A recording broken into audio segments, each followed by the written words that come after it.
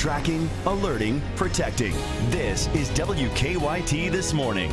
Now at 6 a.m. on your Tuesday, we are tracking a crime alert this morning after a woman was robbed at gunpoint overnight on the UK campus. Police say that crime may be related to another overnight robbery in Lexington. And Olympic runner Oscar Pistorius will spend years in prison for killing his girlfriend. The sentence has come down this morning. Those stories and more, breaking news as it happens, coming up on WKYT This Morning. Top of the morning to you. Welcome. It's good to have you with us. It's Tuesday, October 21st. A little bit of a cool start to the day. I'm Bill Bryant. And I'm Rebecca Smith. Yeah, it's pretty cool. You can tell it's going to get even cooler. That's right. In the overnight lows are really chilly the next couple of nights. I think it gets better. Let's check in right now with Micah in our First Alert Weather Center. Yeah, I think we got to go through this cool spell before we actually see much milder temperatures in toward the weekend. And I think that's your key word, the weekend. That's going to be awesome. But until then, yeah, we got to go through this cool stuff. It's current temperature-wise. Sitting there in the 40s and 50s. We're at 43 there in Somerset, 46 in the London Corbin area. You can see now 49 there in Jackson. So it's not very chilly, but it is on the cool side. So a light coat will probably be needed by the afternoon. We're not rising that much. Mid-50s expected today. And that big midweek chill, that's a tough one to say right there this morning. It could increase that frost threat as we head toward maybe Thursday morning. That means temperatures there in the 30s. And I'll talk about how low we actually go coming up in a few short minutes. All right, we'll see you in a bit. We thank you. And leading our news, it is becoming a trend. New this morning, we're tracking a crime alert after another robbery on the UK campus. This one happened just after 2 o'clock this morning behind an apartment complex that's popular with UK students. WKYT's Victor Fuente is live on campus with details on this crime alert. Police tell us a woman was targeted by two robbers who forced her to the ground at gunpoint. That woman was here on Scott Street walking near Broadway when she was approached by those two men. Police say they had guns and told her to get on the ground. They took her backpack and then drove off in a dark car that she described as a box-style vehicle. She wasn't injured and was able to run to Newtown Crossing Apartments, where she called police. UK police sent out a safety alert after the robbery because it was near campus. That alert has since been lifted. The suspects are two black men in their 20s. They were clean-shaven, both wearing black hoodies. They were last seen driving towards Limestone in that dark-colored car. Live in Lexington, Victor Puente, WKYT. Lexington police say those gunmen may be behind a second overnight robbery. This one was at an apartment complex off campus. WKYT's Sean Moody is live on North Mount Tabor Road to explain why police think the crimes could be connected. Well, good morning, Rebecca. Police say this robbery happened a little over an hour after the one over there on Scott Street. They say the description of the two men in this case is similar to that other case. Around 3:45 this morning, police say two men with guns approached a woman as she was walking to her apartment at Stony Brook Apartments on North Mount Tabor Road. They say the men took her over to a dumpster and put a shirt over her head. They say the two men then stole the woman's purse, getting cash, her keys, and her cell phone before getting away in a black car. That woman told police the first man was black, about 5 feet 10 inches tall, with a thin build, wearing a dark shirt and dark pants. She said the second man was black, about 6 feet tall, wearing a tan coat and dark jeans. Now, at this point, police aren't saying that these two cases are absolutely related, but they are looking into that possibility. Live in Lexington, Sean Moody, WKYT. Now on to a breaking news alert in the Oscar Pistorius case. The Olympic runner has been sentenced to 5 years in prison. That came down just a few minutes ago. A South African judge found him guilty of culpable homicide in the shooting death of his girlfriend, Reva Steenkamp. Steenkamp was shot and killed on Valentine's Day of last year. And throughout the 7-month trial, Pistorius insisted that he shot Steenkamp thinking she was an intruder. Again, it's a 5-year sentence for Oscar Pistorius. And this just into our newsroom, the Franklin County Sheriff's Office looking into a break-in this morning at Sachs Market on Demerson Lane off US 127. Deputies say surveillance footage shows someone throwing a rock right through the window. The suspect stole items from the store and drove off in what police say was a white late 90s model Ford pickup. Police say it looks like two men were involved. We're tracking this investigation this morning here at WKYT. And new this morning, TECO Energy is selling its coal mining subsidiary to Booth Energy Group, which is based in Kentucky. The $170 million deal impacts more than 700 miners from Kentucky, West Virginia, and Virginia. TECO Energy hopes to close the deal with Booth Energy by the end of the year. New this morning, a woman has died after a crash in eastern Kentucky. It happened yesterday on Big Perry Road in Moorhead. State police say Dale DeHart lost control around a curve and crashed into a tree. His passenger, 50-year-old Marilyn Russell, was flown to UK Hospital where she died. State police say the crash is still under investigation. Well, family and friends of a murdered Kentucky woman are hoping to help other victims of domestic violence. Monica Wells' body was found badly beaten and dumped in a sinkhole last week. Police say her boyfriend, Johnny Hendricks, is responsible for her murder. The community held a vigil for her last night. Several women shared their own stories of abuse. October 1st, 2013 is a day that I will never forget, a day that I survived. Love should not hurt, and it definitely should not kill. Hendricks pleaded not guilty in the case. He'll be in court tomorrow. The search continues this morning for an assault suspect who police say escaped house arrest. The Laurel County Sheriff's Office says deputies found Terry Mullins' ankle bracelet over the weekend in Corbin. They think he could be in Ohio. Last month, deputies say he crashed his van into 17-year-old R.J. Warren and then drove off. Police say they later found Mullins highly intoxicated. 6 minutes after 6 now on WKYT this morning, federal officials have released new guidelines for healthcare workers taking care of Ebola patients. Health workers had been pushing for guidance since 2 nurses at Texas Health Presbyterian Hospital in Dallas were infected by a Liberian man with Ebola who eventually died. The guidelines call for being covered head to toe with face shields, hoods, boot covers, and training and monitoring of the putting on and taking off of that protective equipment. Fashion designer Oscar de la Renta has died. He had spoken in the past of having cancer. De la Renta shaped the wardrobe of socialites, first ladies, and Hollywood stars for more than 4 decades. Most recently, Amal Alamuddin wore a De la Renta designed wedding dress when she married George Clooney. De la Renta died last night at his home in Connecticut. He was 82 years old. October is Breast Cancer Awareness Month, and today WKYT is teaming up with St. Elizabeth Healthcare to provide breast screenings. The mobile mammography van will be at WKYT from 9:30 this morning until 6:30 tonight. To make an appointment, call 655-7400. Private insurance will be billed. And if you happen to be uninsured, financial help is available from a grant from Susan G. Combe in Lexington. All right, important outreach here at WKYT. Time this morning is 6:07. Let's check now to see how traffic is moving. And here's Officer Don with our check on live drive traffic ahead of the morning rush. Good morning, Don. Good morning. Just had our first look at alumni in and outbound from Man of War all the way down to Tate's Creek. Looking pretty good through there. Have some debris on the roadway. It's on the inner loop of the circle near Nicholasville Road. Looks like it's blocking part of the right lane right now, just before the exit ramp on the inner loop. So be careful if you're going to head that way. Let's get a look outside and we'll show you what's happening right now as you plan to head out this morning. With no wrecks in the way, it's fairly quiet. I-75-64 looks good. Even in Madison County through the construction, we're good to go. Flew over that yesterday afternoon just to check on things. Of course, down to 2 lanes there. We seem to be handling that okay for our morning and afternoon rush. So we'll see what happens a little bit later. On our Waze map, for now, we're okay all around the city. Exit ramps off the interstate and the circle check out fine. You can see Tate's Creek Road approaching the circle there, and Nicholasville and Man of War. Now back to you in the studio. Okay, Don, thank you so much. We appreciate it. And WKYT this morning, just getting started. A lot more news on the way. Carving a pumpkin is more difficult if you have to keep your gourd away, keep your gourd from getting away.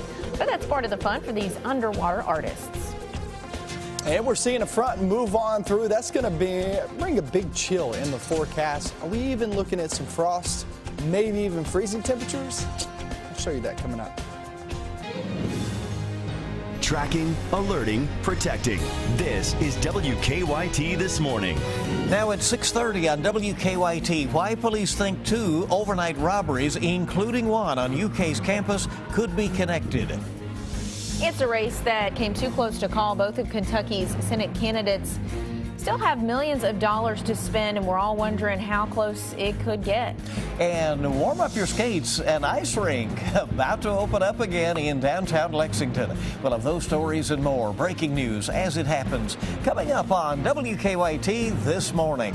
Hello there. Good morning and welcome. It's so good to have you with us as we get Tuesday, October 21st off and rolling. I'm Bill Bryant. And I'm Rebecca Smith. Thanks so much for being here.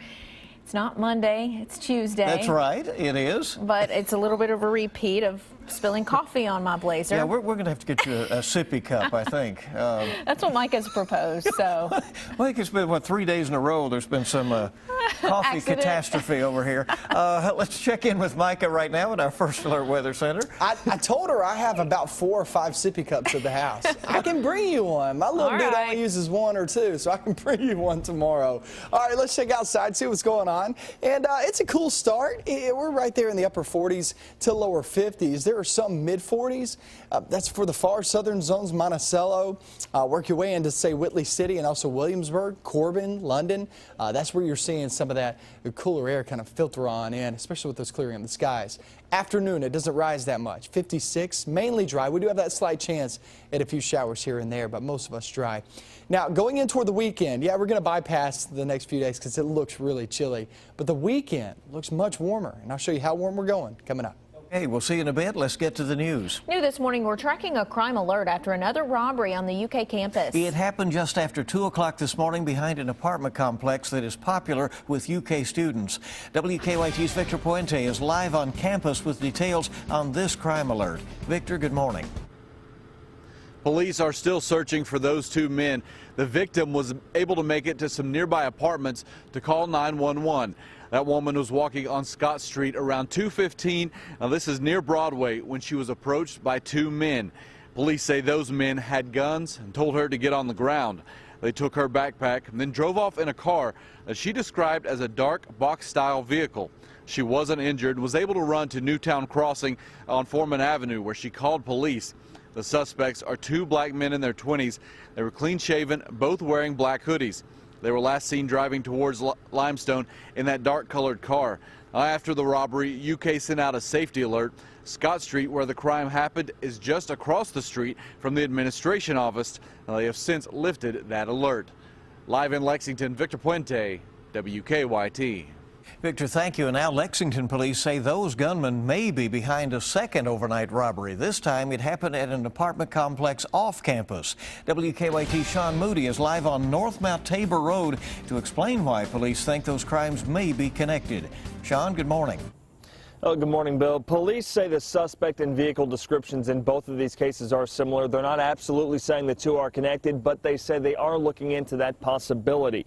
This was a little over an hour after the Scott Street robbery. Police say a woman was walking to her apartment at Stony Brook Apartments on North Mount Tabor Road, that's just off Richmond Road, when the 2 men came up to her with handguns. They say the 2 men walked her over to a nearby dumpster, may have covered her head with a shirt before taking her purse, which had her keys, her cash, and her cell phone. Now, the woman told police the first man was black, about 5 feet 10 inches tall, with a thin build, wearing a dark shirt and dark pants. She said the second man was black, about 6 feet tall, wearing a tan coat and dark jeans. Now, police say after the 2 men got the woman's purse, they got into a dark passenger car and left. Live in Lexington, Sean Moody, WKYT.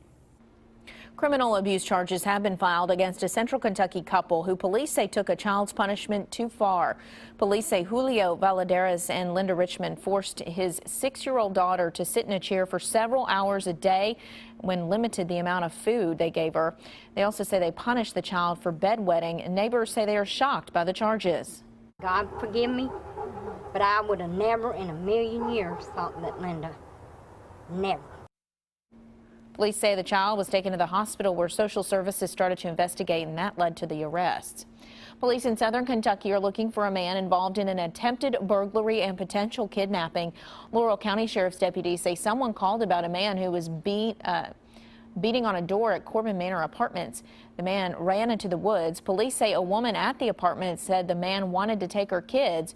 She does not know him. Police say this is how they describe him: as 6 foot tall, 180 pounds with long red hair and a long beard.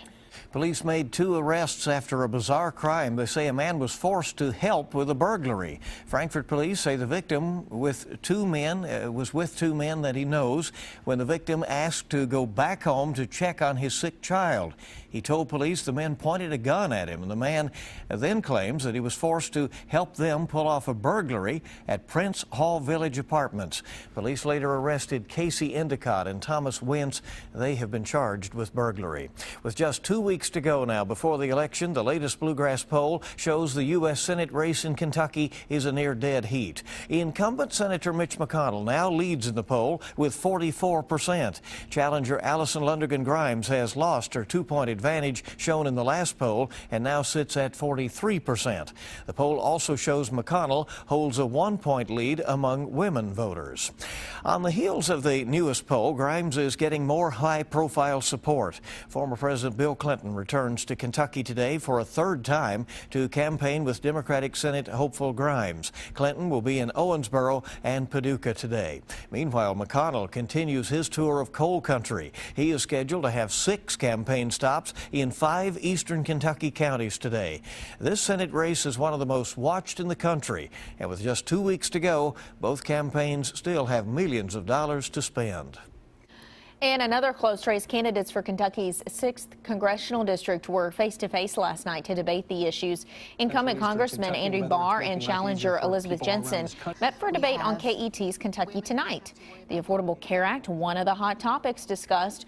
Barr wants it to be replaced with a bipartisan solution. Jensen says it's helped many Kentuckians. This has been a total disaster.